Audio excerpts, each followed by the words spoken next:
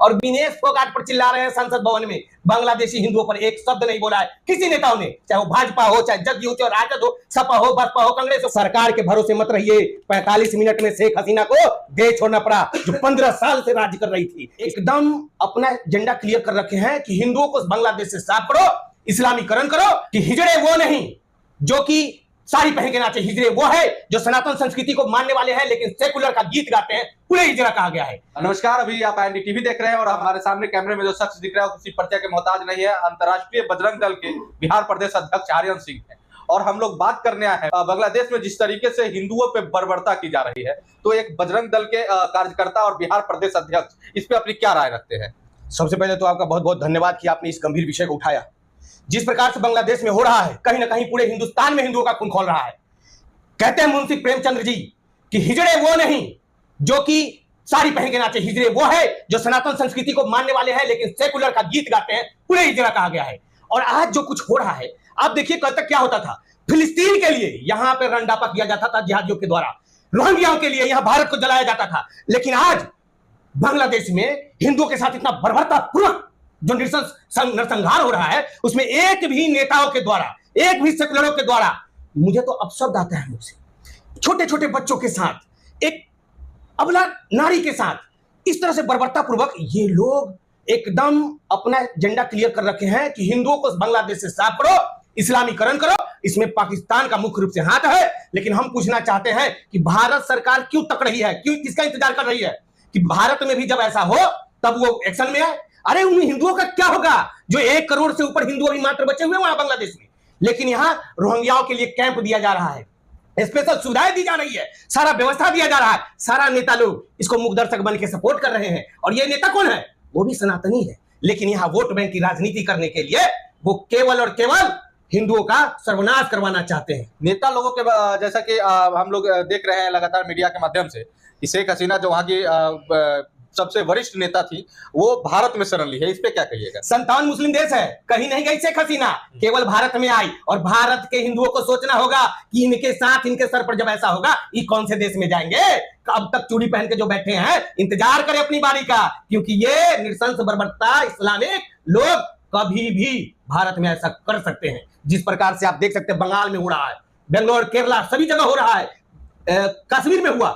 ये सब सोचने का गंभीर विषय है, कभी भी यहां हो सकता है। इसके लिए हिंदू समाज को एकजुट होकर के मजबूती से हिंदुस्तान को बचाने और रक्षा करने के लिए प्रतिबद्ध होना है। अगर हिंदू समाज में आर्यन सिंह जैसे कार्यकर्ता आगे आकर के इस मुद्दे को उठाते हैं तो उनको राजनीति साजिश का शिकार होना पड़ता है, तो फिर कोई हिंदू कैसे जागे? बहुत सारा मुकदमा हुआ है, लेकिन हम मौन नहीं रहेंगे, हम लड़ेंगे, हम अड़ेंगे और तब तक नहीं छोड़ेंगे जब तक से यहाँ जिहादी मुक्त न हो जाए। हमारी जान जाएगी। बहुत सारे लोग इतिहास में भी शहादत दिए, हम भी देंगे, लेकिन मौन नहीं रहेंगे। बहुत सारे संगठन है, लेकिन कोई भी बांग्लादेश के मुद्दे पर आवाज नहीं उठा रहा। क्यों नहीं उठा रहा?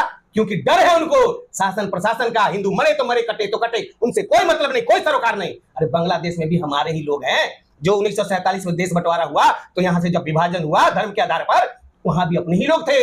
पहले अपना अखंड भारत अफगानिस्तान तक था, आज वहां कट रहा है तो यहाँ लोग मौन। और विनेश फोगाट पर चिल्ला रहे हैं संसद भवन में। बांग्लादेशी हिंदुओं पर एक शब्द नहीं बोला है किसी नेताओं ने, चाहे वो भाजपा हो, चाहे जदयू हो, चाहे राजद हो, सपा हो, बसपा हो, कांग्रेस हो, कोई भी हो, किसी ने एक शब्द तक नहीं बोला है। किसी को दुख नहीं है। किसी को दुख नहीं है। आपने सही कहा कि आज तक अभी तक किसी ने एक शब्द नहीं उठाया है, लेकिन संसद भवन में शपथ ग्रहण में फिलिस्तीन जिंदाबाद के नारे लग सकते हैं। वही चुतियापा तो समझना है देश को। ओवैसी जैसे भांड फिलिस्तीन के समर्थन में खड़े हो जाते हैं, लेकिन यहाँ हिंदू इतना मर रहा है, कट रहा है, मारा जा रहा है, उस पर चू तक नहीं निकल रहा है। अभी विषय किस पर बोल रहा है? बफ बोर्ड पर। उसके पिछवाड़े में जो डंडा जा रहा है, तो बफ बोर्ड पर बफ बफ करके चिल्ला रहा है। और हिंदुओं पर कब बोलेगा? फिलिस्तीन पर तो बोल दिया, हिंदुओं पर कब बोलेगा? अबे चूतिया, खाता भारत का है और खाता पाकिस्तान के। ऐसे दोगलों को चिन्हित करके देश निकाला करना चाहिए। कहा जाता है कि भाजपा हिंदू राष्ट्र की तरफ मूव करती है, भाजपा हिंदुओं के लिए हिंदुओं की पार्टी है, जिस तरीके से उस पर आरोप लग रहा है, तो क्या भाजपा पे आपका क्या किस तरीके का स्टैंड रहा बांग्लादेशी हिंदुओं पे जो अत्याचार हो रहा है? वो लिपापोती कर रहे हैं। भाजपा क्या है? सत्ता में है, मलाई चाप रहा है,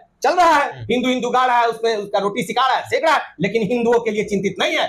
आज हमारे पूरे भारत में मठ मंदिरों से टैक्स वसूला जा रहा है, वक्फ बोर्ड से वसूला जा रहा है। क्या? एक पैसा नहीं। जितना भी सनातन संस्कृति के लोग हैं, हमारे महंत है, साधु है, संत है, सबको सरकार का अधीन ले आया। वक्फ बोर्ड पे अभी बाप बाप चिल्ला रहा है। और देखिएगा, इसको झुकना पड़ेगा मोदी सरकार को भी। वक्फ बोर्ड पर औकात नहीं है, दम है तो हमारे मठ मंदिर को स्वतंत्र करे।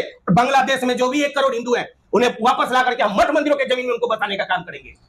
लेकिन अब जो घटना घट रही है, जिस तरीके से बर्बरतापूर्ण व्यवहार हो रहा है, आपको क्या लगता है आने वाले समय में, आप जिस तरीके से कह रहे हैं, तो भारत में भी इस तरीके का माहौल देखने को मिलेगा? बिल्कुल मिलेगा, लेकिन हम कहना चाहते हैं अपने संगठन के माध्यम से भारत के नौजवानों से, राष्ट्रवादियों से, कमर कस लो। कट्टर के संग रहना है तो कट्टर बनना होगा, पत्थर के संग रहना है तो पत्थर बनना होगा, वरना कुछ दिनों में मस्जिदों से पर्ची बांटी जाएगी, इस्लाम स्वीकार करो वरना गर्दन काटी जाएगी। इसलिए अभी से कमर कस लीजिए, हमें लड़ना है, अपना धर्म को बचाना है। हमारे लिए केवल हिंदुस्तान है, बाकी उनके लिए 57 देश है, लेकिन उनके प्रधानमंत्री को भी भाग के शरण कहां लेना पड़ता है? अपने भारत में। यहाँ एक युवाओं को जो संदेश देना चाहिएगा, जिस तरीके से बांग्लादेश में हो रहा है, अपने भारत कोलकाता में हो रहा है, वायनाड में जिस तरह जो स्टेट है, जो समर्थक स्टेट है, उन लोगों को क्या मैसेज देना चाहिएगा वहां के युवाओं को? जहां भी हैं आप लोग, अगर वहां पे जिहादियों की संख्या अधिक है तो वहां संगठन से जुड़े, संगठन को खड़ा करे, संगठन में प्रशिक्षण ले। संगठन हर तरीके का प्रशिक्षण देने के लिए तैयार है और आपको बलशाली मजबूत बनाएगा। सरकार के भरोसे मत रहिए। 45 मिनट में शेख हसीना को देश छोड़ना पड़ा, जो 15 साल से। इसलिए सरकार नेताओं के भरोसे मत रहो, स्वयं को बलशाली बनाओ और अपने धर्म की रक्षा करो। आप सुन रहे थे आर्यन सिंह जी को। अगर कोई भी अपडेट बांग्लादेश पे आता है तो फिर हम इनसे बात करेंगे और आप तक वीडियो पहुंचाएंगे। तब तक ले दीजिए इजाजत। नमस्कार।